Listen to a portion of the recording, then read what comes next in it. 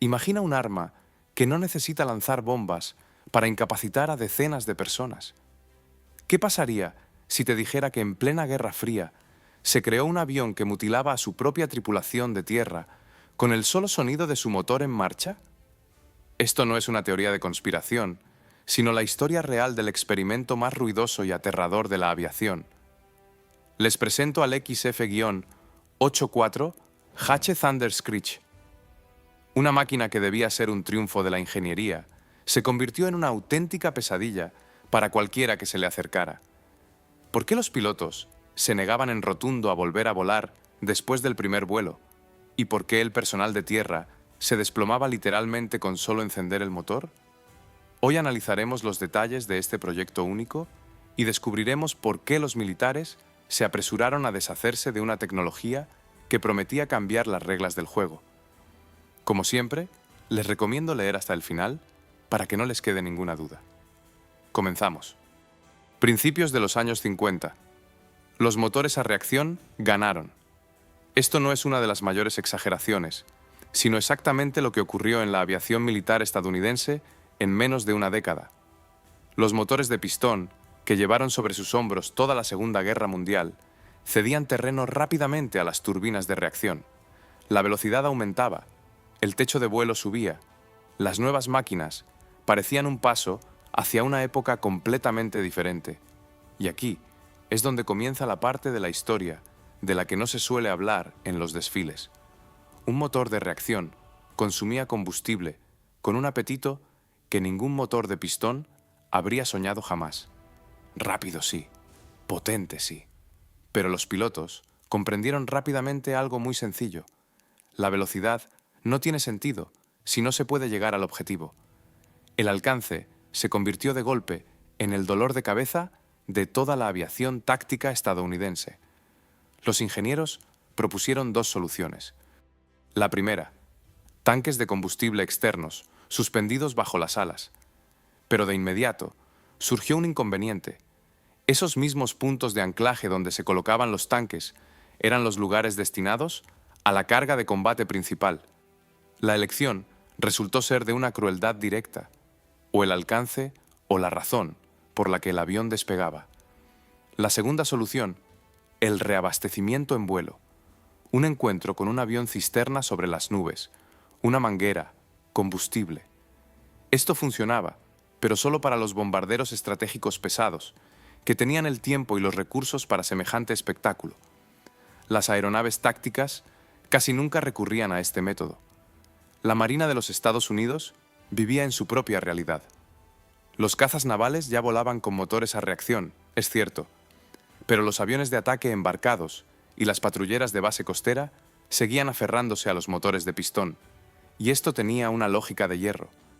La cubierta de un portaaviones no es un aeropuerto.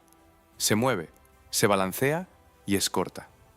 Un avión que se aproxima a aterrizar demasiado rápido simplemente no entrará en la cubierta. Para la aviación naval, una velocidad de aterrizaje baja y un tiempo prolongado en el aire no eran preferencias, eran condiciones de supervivencia. Los motores de pistón proporcionaban esto, pero a principios de los 50 llegaron a su límite físico. Ya no se podían hacer significativamente más potentes o económicos. El diseño se había agotado. Entonces surgió una idea que no encajaba en ninguno de los bandos habituales. Ni motor a reacción, ni de pistón. Un turbohélice, una máquina que toma el principio de combustión de gas del motor a reacción y dirige esa energía para hacer girar una hélice. La eficiencia de combustible de un motor a reacción combinada con las características de tracción cercanas a las de los motores de pistón. Sobre el papel, parecía la solución a varios problemas a la vez. El comando de la Fuerza Aérea también prestó atención. Para los cazabombarderos, aquellos que no necesitaban récords de velocidad pero sí alcance, resistencia y una carga útil considerable, el motor turbohélice parecía casi ideal. Casi. Los ingenieros estaban seguros de haber encontrado el camino correcto, pero no sabían que la física ya les tenía preparadas varias preguntas para las que no tendrían respuesta. Para entender qué salió mal con el XF-84H, primero hay que comprender cómo funciona un motor turbohélice. Sin esto, el resto de la historia es solo un conjunto de datos extraños, pero con esto se vuelve inevitable. Comencemos con un motor turbojet convencional, el que usaban la mayoría de los aviones de combate a principios de los 50. El principio de funcionamiento es directo. El aire se aspira por delante, se comprime, se mezcla con el combustible, se enciende y los gases incandescentes salen despedidos hacia atrás a gran velocidad. El avión vuela hacia adelante. Limpio, potente, rápido. Pero hay algo que salta a la vista de cualquier ingeniero mecánico. Toda esa energía incandescente de la combustión simplemente se expulsa a la atmósfera. A altas velocidades, esto se justifica porque el escape rápido es lo que genera el empuje necesario, pero a velocidades de crucero, durante un vuelo largo y económico, se siente como calentar la calle en pleno invierno, con la ventana abierta de par en par. El combustible se quema, la energía está ahí, pero el beneficio es menor del que podría ser. El motor turbohélice intercepta esta energía antes de que se escape por el tubo. La combustión ocurre exactamente igual: aire, combustible, alta temperatura. Pero los gases calientes no salen de inmediato. Primero, pasan a través de una serie de álabes de turbina y los hacen girar. Esta turbina, a través de una caja reductora, esencialmente una transmisión mecánica que convierte miles de revoluciones por minuto en cientos, hace girar la hélice en la nariz del avión. También hay un empuje reactivo residual del escape, pero es solo auxiliar. El trabajo principal lo realiza la hélice. ¿Por qué es ventajoso? Se explica con un principio físico. La hélice atrapa y acelera un volumen enorme de aire en una sola revolución, incomparablemente mayor que una boquilla de chorro estrecha. Y acelerar un poco una gran masa es físicamente más eficiente que acelerar mucho una masa pequeña. A velocidades de crucero de hasta 600 o 700 km por hora, un motor turbohélice consume entre un 30 y un 40% menos de combustible que uno de reacción pura con el mismo empuje. Un 30 o 40% no es un detalle menor. Significa horas adicionales de patrullaje y miles de kilómetros más de ruta. Por eso los motores turbohélice siguen vigentes hoy en día en aviones de pasajeros regionales, de transporte militar pesado o patrulleros marítimos. En cualquier lugar donde se necesite volar durante mucho tiempo de manera económica y sin pretensiones de récords. A principios de los 50, los ingenieros miraban este concepto y veían exactamente lo que les faltaba.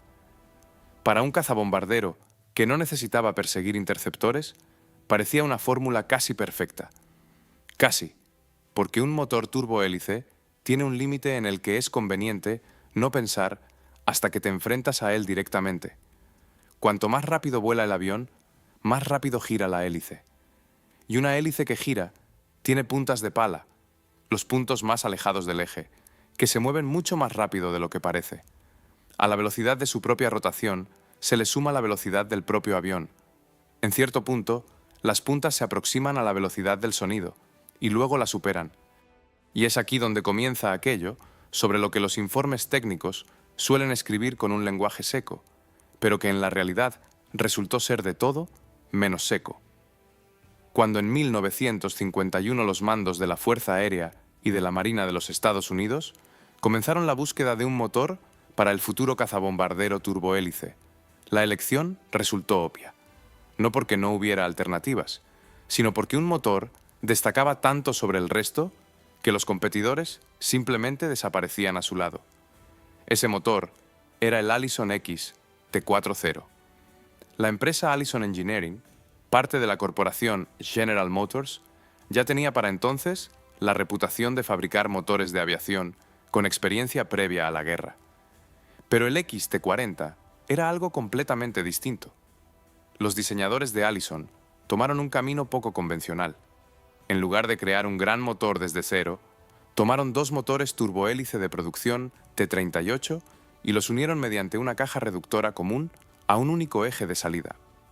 Mecánicamente esto se asemeja a dos personas haciendo girar un mismo eje desde lados opuestos. Cada uno aporta lo suyo, la potencia se suma y la única condición es que ambos funcionen de manera sincrónica. El resultado fue de 5.850 caballos de fuerza en la versión básica, X T40 a -1, superando los 7.000 en modificaciones posteriores. Los militares vieron en el X T40 una solución universal para varios programas de inmediato. El avión de ataque embarcado Douglas X, A2 de guión, 1 Sky Shark. El avión de ataque pesado North American X, A2J, guión, 1 Super Savage. El hidroavión de patrulla Convair X, P5Y, guión 1, y 2 cazas experimentales de despegue y aterrizaje vertical, el Convair X, FY, guión 1 Pogo, y el Lockheed X, FV, guión 1. 5 máquinas completamente diferentes con un solo corazón. Parecía el motor perfecto para la Marina y la Fuerza Aérea al mismo tiempo. Pero esta hermosa imagen tenía un reverso que los ingenieros de Allison conocían mejor que nadie. 2 motores conectados a través de una reductora común no es solo el doble de potencia, sino también el doble de puntos donde algo puede fallar. La reductora, que sincronizaba 2 unidades rotativas, era un componente mecánico sumamente complejo que operaba bajo vibraciones constantes y temperaturas extremas. El mantenimiento del XT40 exigía tanto de los mecánicos que lo miraban con indisimulada tristeza.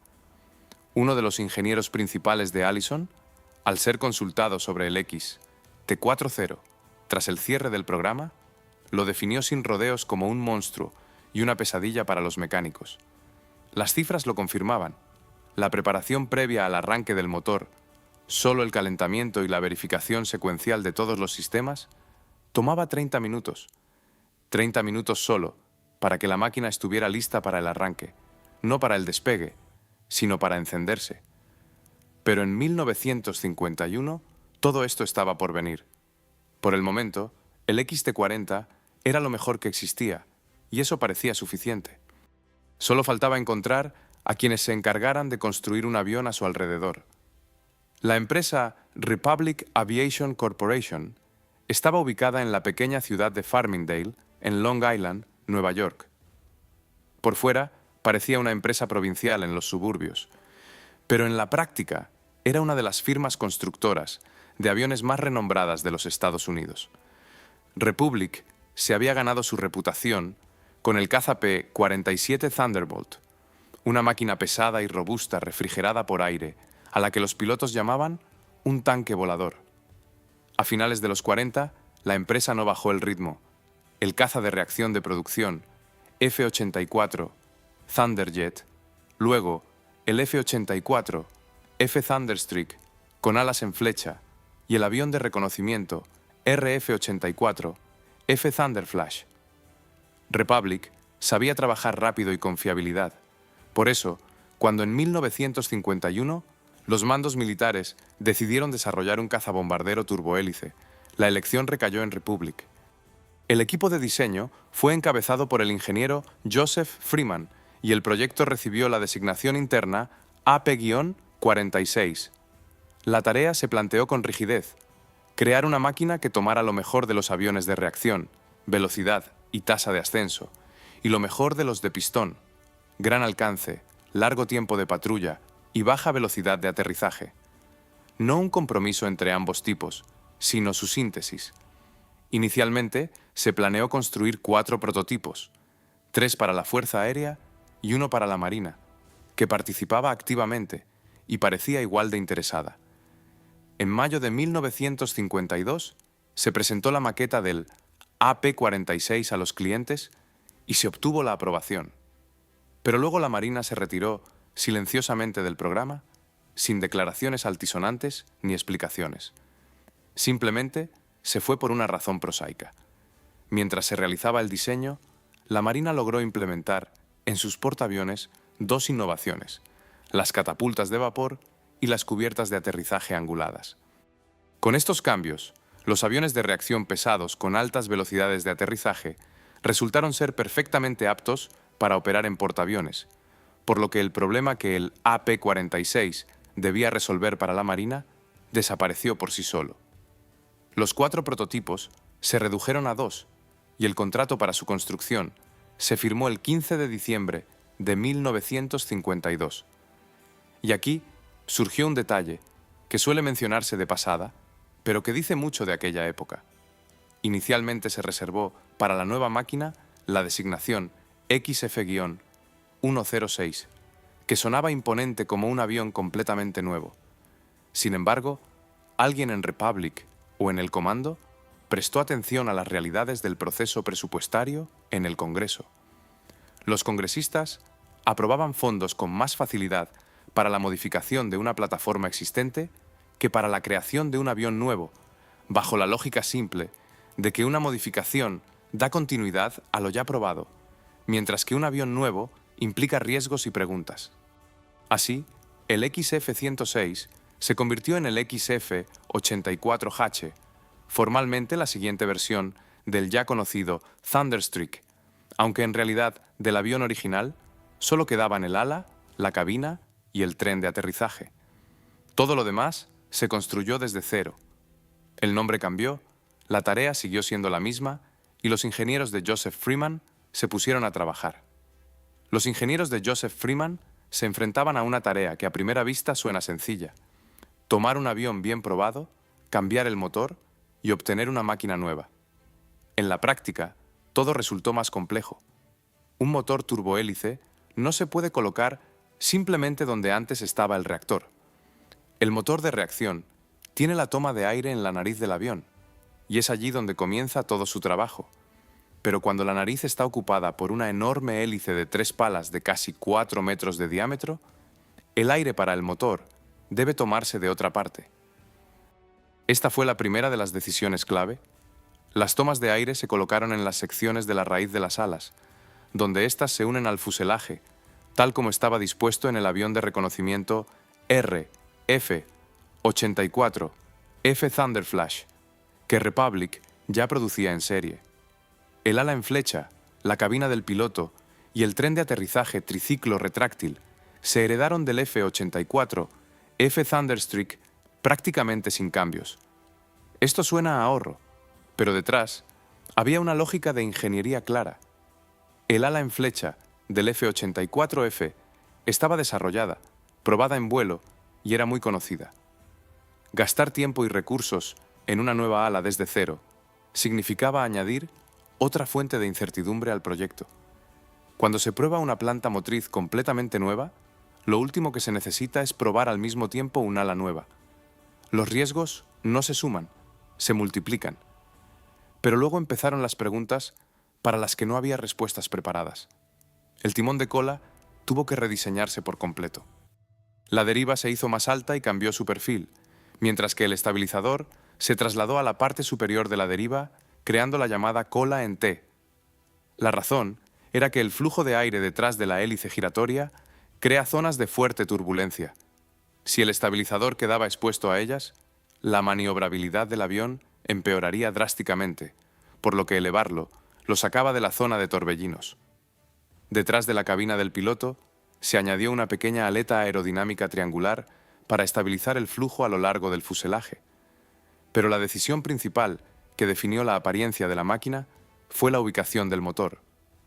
El Allison X T40 a guión, uno se colocó en la parte trasera del fuselaje, ya que la parte delantera estaba ocupada por la hélice y el medio por la cabina del piloto. La distribución del peso no permitía colocarlo en ningún otro lugar.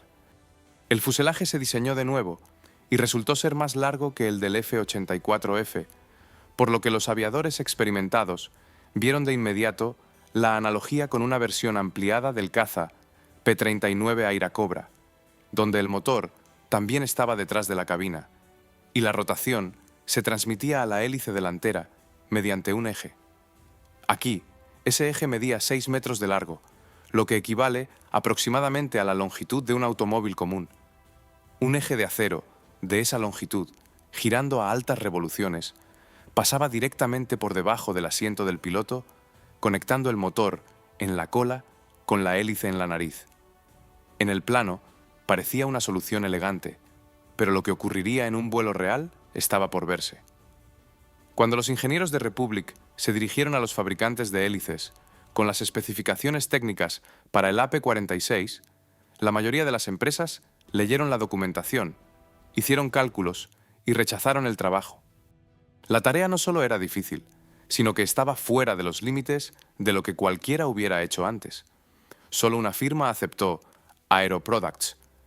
Para entender por qué los demás se negaron, hay que comprender la física de una hélice en rotación. El punto clave es que en cualquier objeto giratorio, los diferentes puntos se mueven a distintas velocidades. El eje apenas se mueve, la mitad de la pala va más rápido y el extremo más alejado, la punta, se mueve a la máxima velocidad. Esto no es un truco técnico, es geometría básica. Ahora sume a esto la velocidad del propio avión. Cuando vuela hacia adelante, la velocidad de vuelo se añade a la velocidad de rotación de la punta de la pala. La velocidad total de la punta respecto al aire es la suma de ambos valores, y a revoluciones suficientemente altas, esta suma supera un límite crítico, la velocidad del sonido. Para una hélice de 3,66 metros de diámetro, la velocidad calculada de las puntas de las palas era de Mach 1,18, es decir, un 18% más rápido que la velocidad del sonido.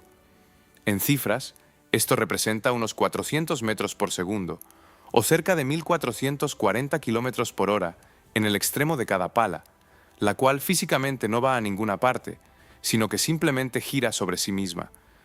Esta fue, al parecer, la primera hélice supersónica de la historia. Cuando un cuerpo se mueve a través del aire más rápido que el sonido, genera una onda de choque, una compresión de aire repentina, que se propaga en forma de cono. No es un ruido aerodinámico común, sino una onda de presión física.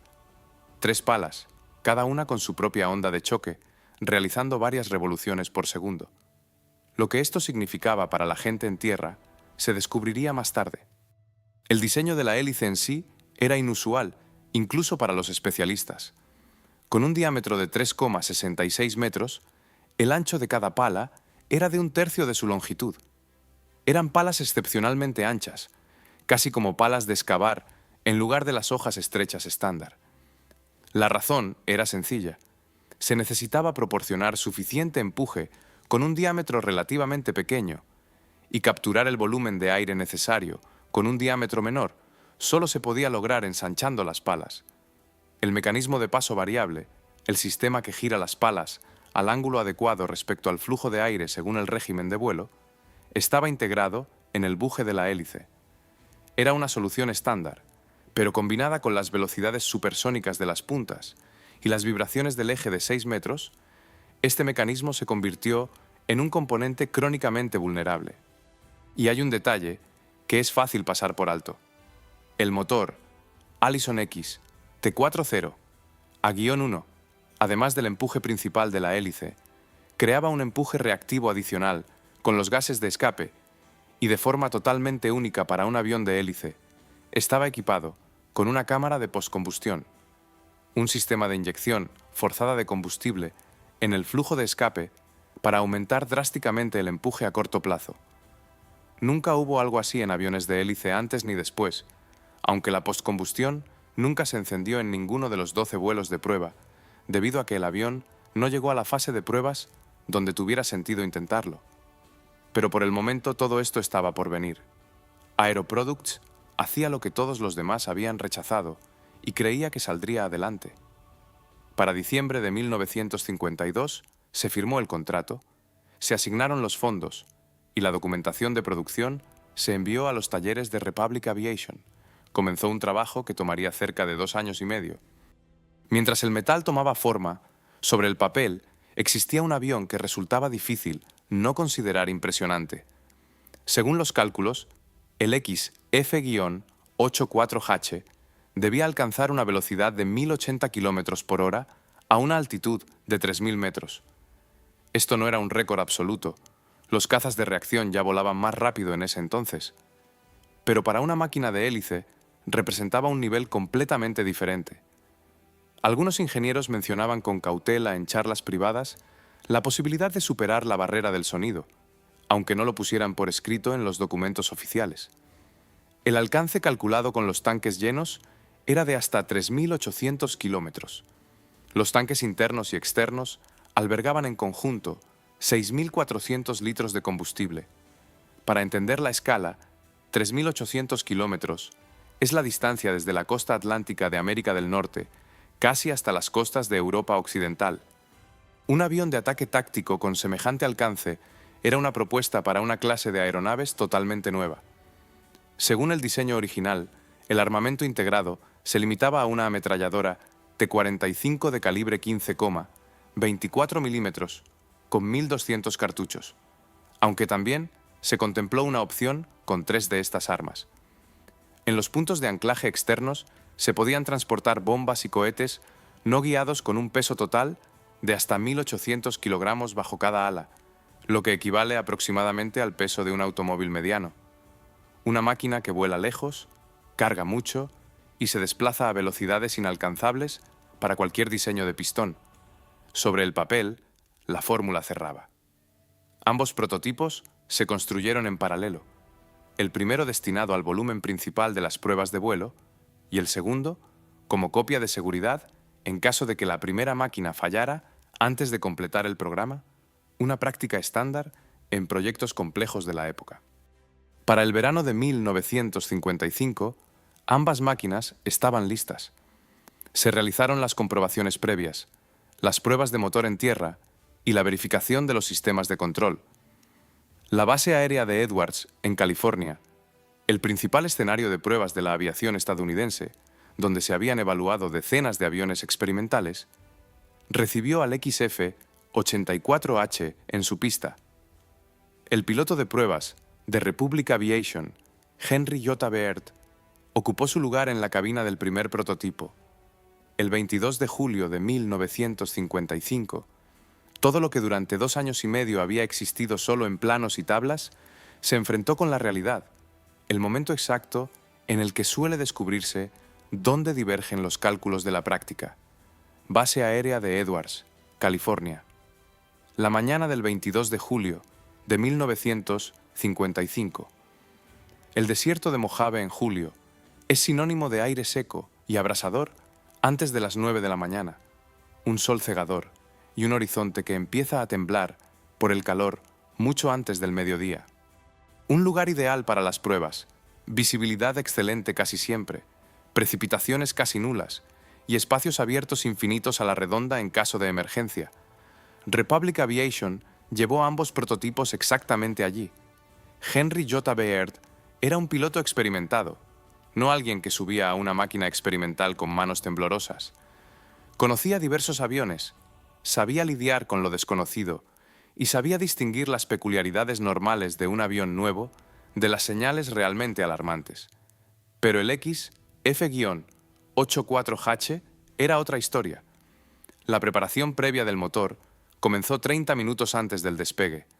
Los mecánicos worked metódicamente, presión de aceite, temperatura de escape, sincronización de las 2 secciones del motor a través de la reductora y aumento gradual de las revoluciones.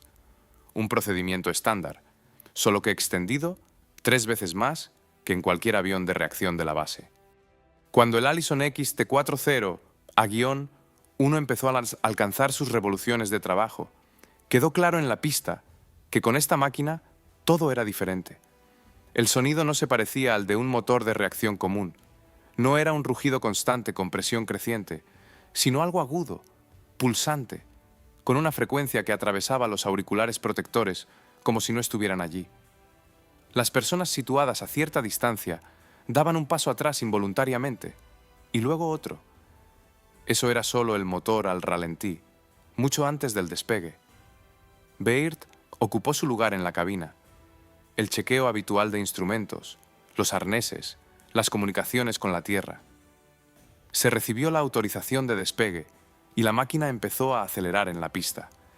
En el aire, el XF-84H se sostenía, volaba y se controlaba, lo cual, para el primer vuelo de una máquina completamente nueva, ya era un logro. Buteleje de 6 metros que pasaba bajo el asiento de Beard desde el motor en la cola hasta la hélice en la nariz, vibraba, no de forma crítica como para abortar el vuelo de inmediato, pero la vibración recorría toda la estructura sin excepción. Los pedales, la palanca de control, el propio asiento y el aire dentro de la cabina. Baird registraba, anotaba y mantenía la máquina en régimen. Los primeros vuelos de prueba siempre son cortos. Despegar, comprobar la maniobrabilidad en regímenes básicos, asegurarse de que la máquina obedece y regresar a tierra con los datos. Así fue exactamente. Baird aterrizó el avión, rodó hasta el estacionamiento y el motor se apagó. Los mecánicos rodearon la aeronave. Baird comenzó el informe técnico. Lo que había sentido en el aire, lo que le preocupaba, lo que requería atención, la vibración del eje, el comportamiento del mecanismo de paso de las palas, los regímenes de temperatura. Alguien del equipo de tierra, mientras se realizaba el análisis, se quedó un poco al margen, mirando hacia el límite de la base y preguntó: ¿escucharon lo lejos que se oyó eso? Nadie respondió, pero todos entendieron de qué se trataba, porque el sonido del XF-84H en funcionamiento no solo se escuchaba lejos de los límites de la base, sino que penetraba en lugares a los que ningún sonido de avión en Edwards había llegado jamás. La palabra ruidoso no es suficiente aquí, ni tampoco muy ruidoso. Para lo que producía el XF-84H, simplemente no hay una definición adecuada en el diccionario común. Expliquemos por qué. El ruido ordinario, incluso el más intenso, como el de un motor de reacción con postcombustión, consiste en vibraciones del aire que se perciben a través del canal auditivo. Unos buenos auriculares protectores bloquean la mayor parte de estas vibraciones, ya que están diseñados para eso. Sin embargo, las puntas supersónicas de las palas del XF-84H no creaban ondas sonoras comunes, sino ondas de choque, cambios bruscos de presión que se propagaban por el aire como una serie de impulsos rápidos y potentes. 3 palas, varias revoluciones por segundo. Cada revolución generaba una nueva serie de ondas de choque que se expandían en forma de cono en todas direcciones. Una onda de choque de presión no entra por el canal auditivo, sino que atraviesa todo el cuerpo a la vez. La caja torácica, la cavidad abdominal y el aparato vestibular, el órgano del equilibrio en el oído interno. Los auriculares protectores estándar eran tan efectivos contra ella como un paraguas de papel contra una ola del mar. Las personas que se encontraban a unos cientos de metros del XF-84H en marcha experimentaban náuseas agudas, no un leve malestar, sino algo que llegaba rápido y no remitía hasta que el motor se apagaba. Junto con esto, venía un fuerte mareo y la pérdida de orientación espacial. Se registraron casos de pérdida de conocimiento en la misma pista abierta y se documentaron ataques epilépticos en empleados de la base que nunca antes habían presentado síntomas similares. Al mismo tiempo, todas estas personas se encontraban en una zona teóricamente segura para un aeródromo normal, pero el sonido del XF-84H no se limitaba a esa distancia, 35 kilómetros. Esa es la distancia que un automóvil recorre en una autopista en unos 20 minutos, la distancia a granjas, pequeños pueblos y personas que nunca habían visto el avión ni sabían nada de él. Escuchaban el XF-84H con total claridad, no como un fondo lejano y difuso, sino como algo concreto e incomprensible, de lo cual querían hallar la fuente. Ningún avión en Edwards había sido escuchado a 35 kilómetros antes.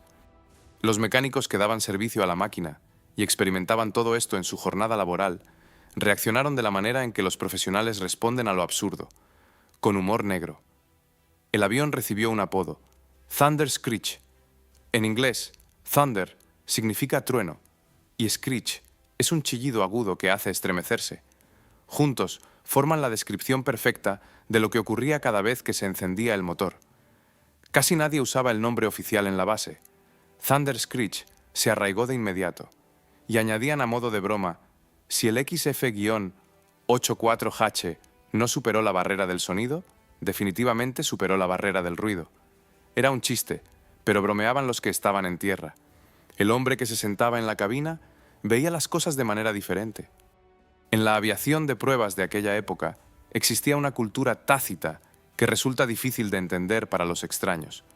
Un piloto de pruebas no se queja de la máquina, registra las desviaciones, llena informes técnicos, entrega los datos a los ingenieros y vuelve a subir a la cabina. La profesión se basaba en la capacidad de separar la actitud personal del deber laboral, pero a veces la tarea resulta ser tal que esa separación costaba mucho más de lo habitual. Uno de los pilotos de pruebas de Republic Aviation realizó un solo vuelo en el X F-84H y luego le comunicó a la empresa con firmeza y sin dar explicaciones detalladas: nunca más. No era un hombre ajeno al riesgo. De lo contrario, no trabajaría allí, sino un profesional que subió a la máquina, pasó tiempo en el aire y llegó a una conclusión concreta que en la aviación de pruebas se respetaba sin cuestionamientos. No volvió a volar, lo que significaba que todos los vuelos siguientes del XF-84H los realizaría un solo hombre, Henry J. Beard. Las fuentes de la época dicen poco sobre Beard, un piloto experimentado, profesional, con la preparación y las horas de vuelo correspondientes, sin declaraciones rimbombantes para la posteridad ni frases célebres, solo informes técnicos redactados en el lenguaje seco de alguien que hace su trabajo metódicamente. Pero detrás de esos informes había una realidad muy palpable: 8 vuelos en el primer prototipo y 4 en el segundo. Un total de 12 vuelos en una máquina en la que 11 terminaron en aterrizaje de emergencia. No en catástrofe, sino en aterrizaje de emergencia, es decir, la interrupción prematura del vuelo debido a un fallo técnico, el mecanismo de paso de las palas, las vibraciones del eje de transmisión, problemas de sincronización de las secciones del motor, cada vez algo nuevo, o lo mismo pero en una combinación diferente. Solo un vuelo de los 12 transcurrió de manera totalmente normal. 1. Beard conocía estas estadísticas que él mismo iba acumulando con cada despegue y cada informe, y aún así pasaba los 30 minutos de preparación previa, rodaba por la pista y se elevaba. ¿Por qué lo hacía? No figura en los informes técnicos. Los pilotos de pruebas rara vez explicaban sus motivos, considerándolo algo implícito o demasiado personal para la documentación de servicio. Probablemente, la verdad era más simple que cualquier explicación elevada. A Beard se le asignó una tarea. La tarea no estaba cumplida y, por lo tanto, el trabajo continuaba. Punto. La aviación de pruebas de esa era se sostenía sobre personas de ese temple, no aquellos que no entendían los riesgos, sino los que lo entendían todo y aún así consideraban que la tarea era más importante que su propia comodidad. Llamarlo valentía o deber profesional es algo que cada quien decide. El hecho es que mientras el programa existió, Beard voló, incluso cuando los datos para el siguiente informe técnico aumentaban y la esperanza de éxito disminuía. 12 vuelos en poco más de un año es poco, incluso para los estándares de los programas de prueba de la época, que solían requerir decenas o cientos de vuelos antes de la aceptación. 12 significa que los intervalos entre vuelos se llenaban con reparaciones del vuelo anterior en lugar de preparación para el siguiente. El patrón se repetía casi de forma mecánica. El X, F-84, H despegaba, algo fallaba. Beard decidía abortar y aterrizaba la máquina. Los mecánicos investigaban el fallo. El motor, Allison X, T40 a guión. Uno se desmontaba parcialmente, se verificaba, se reensambaba. 30 minutos de preparación y el siguiente vuelo. Y otra vez. Las fuentes de fallos eran 2 principalmente y se repetían con regularidad. El primero era el eje de transmisión de 6 metros, que en el plano parecía una solución elegante, pero en la práctica generaba vibraciones que crecían al aumentar las revoluciones y se propagaban por toda la estructura, siendo imposible predecir en vuelo cuándo superarían los límites permitidos. El segundo era el mecanismo de paso variable de las palas en el buje, que expuesto a velocidades supersónicas en las puntas y a las vibraciones del eje, funcionaba de forma poco fiable, fallando regularmente y sin previo aviso en cualquier momento del vuelo. Un avión con el paso de la hélice bloqueado pierde el control del empuje, por lo que la mayoría de los vuelos terminaban antes de lo previsto. De los 8 vuelos del primer prototipo, el único que transcurrió sin novedad no tiene una explicación clara en los documentos. Tal vez una coincidencia afortunada de regímenes, o simplemente un buen día. La velocidad máxima registrada en todo el programa fue de 837 km por hora, frente a una velocidad calculada de 1080 a 3000 metros de altura. Una diferencia de 243 km por hora que nunca se superó. La cámara de postcombustión nunca se utilizó. Pero hay un detalle que suele mencionarse con cierta incomodidad. 837 km por hora en un avión turbohélice representaba en ese momento el récord mundial para ese tipo de aeronaves.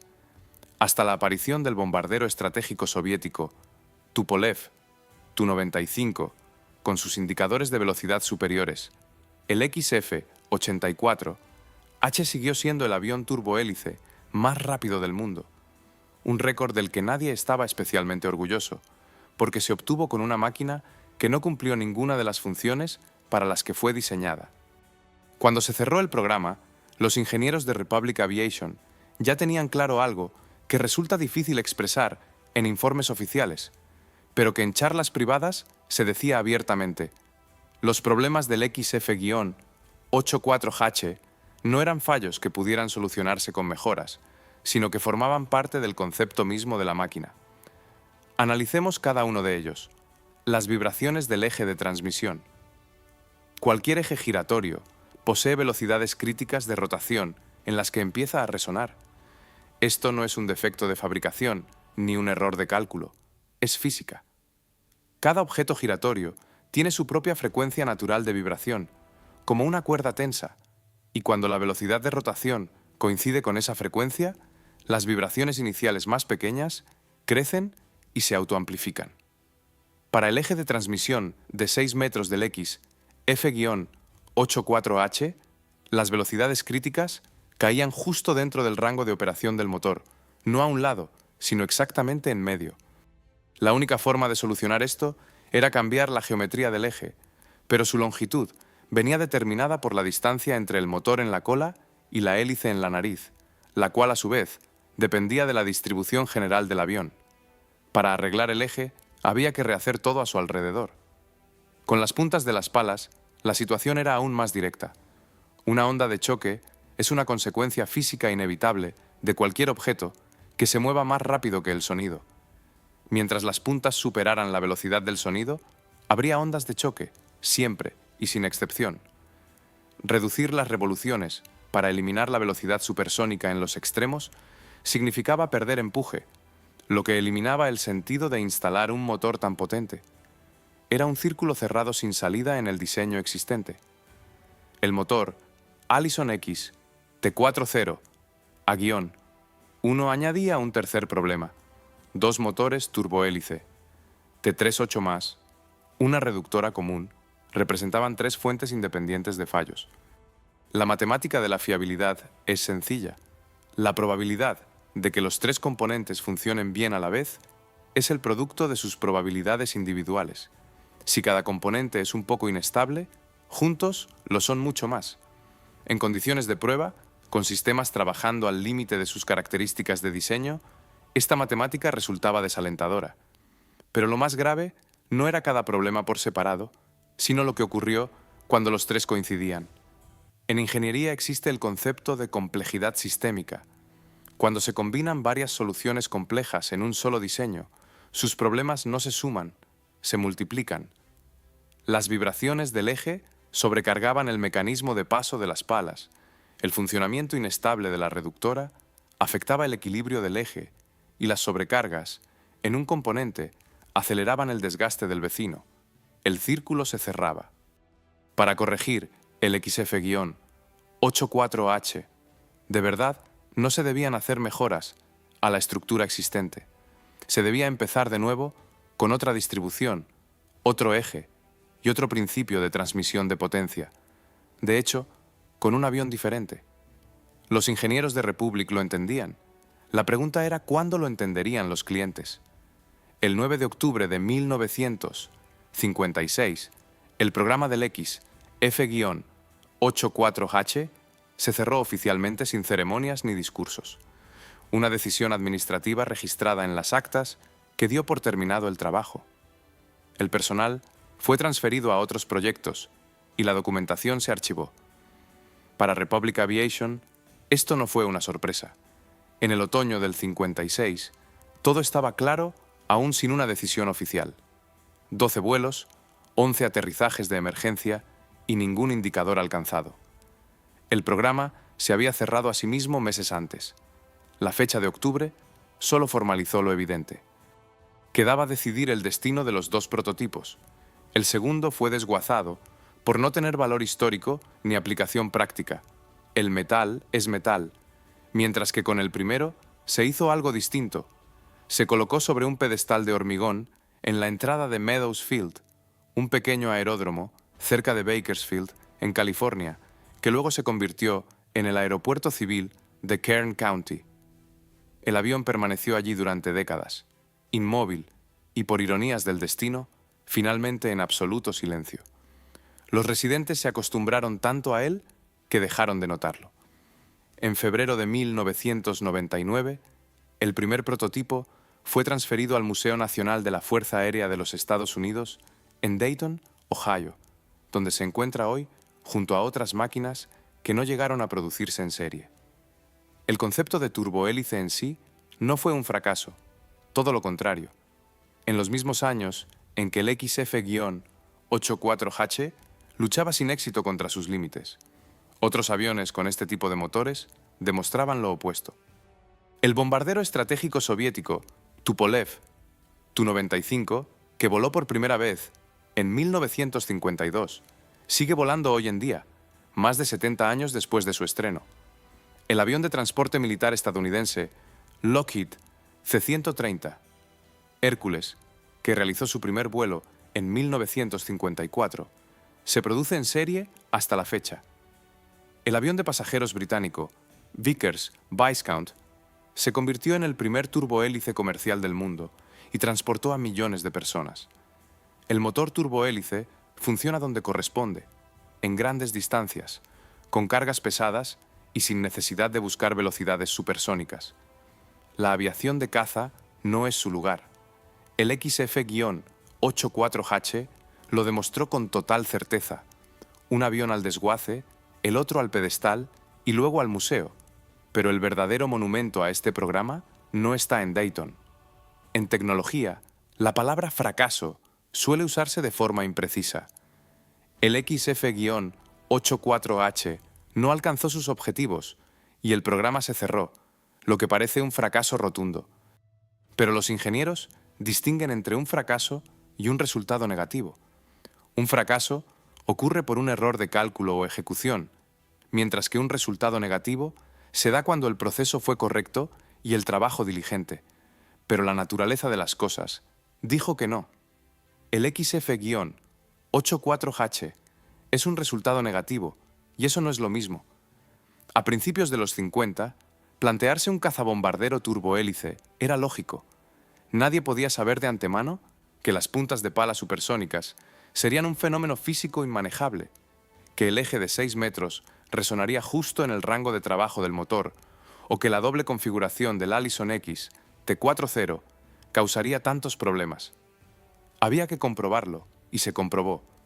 Ahora ese conocimiento existe, está documentado y se tiene en cuenta en cada proyecto posterior donde se sugiera una solución similar. La ingeniería se compone en gran parte de estas observaciones documentadas. No hagas esto por tal motivo. Detrás de cada una hay un programa que costó tiempo, dinero y esfuerzo humano. El motor turbohélice no desapareció, ni se consideró un concepto fallido. Ocupó el lugar donde sus ventajas superan sus limitaciones y lo mantiene con firmeza en aviones de transporte, patrulleros marítimos y aeronaves comerciales regionales hasta hoy, 7 décadas después. La aviación de caza no es su nicho. Ahora se sabe con certeza, confirmado por 12 vuelos y un hombre que voló hasta el final. Las personas que trabajaron en este programa merecen ser recordadas sin ironía. Joseph Freeman y su equipo crearon un avión que fue una respuesta diligente a la tarea planteada. Los mecánicos que daban mantenimiento al motor, Allison X, T-40, A-1, y asistían a trabajar, afrontando todas las consecuencias acústicas, cumplieron con profesionalismo. Henry Baird voló. Eran personas de una época en la que los límites de lo posible se establecían en vuelos reales con máquinas reales, no en cálculos teóricos. En el Museo Nacional de la Fuerza Aérea de los Estados Unidos, en Dayton, Ohio, el primer prototipo del X, F-84H, descansa en la sala de exposiciones. Inmóvil, sin ondas de choque, sin vibraciones en el eje y sin un sonido que viaje 35 kilómetros hacia ciudades ajenas. El avión que en su día fue el objeto más ruidoso de la base aérea de Edwards, ahora simplemente guarda silencio. Por fin.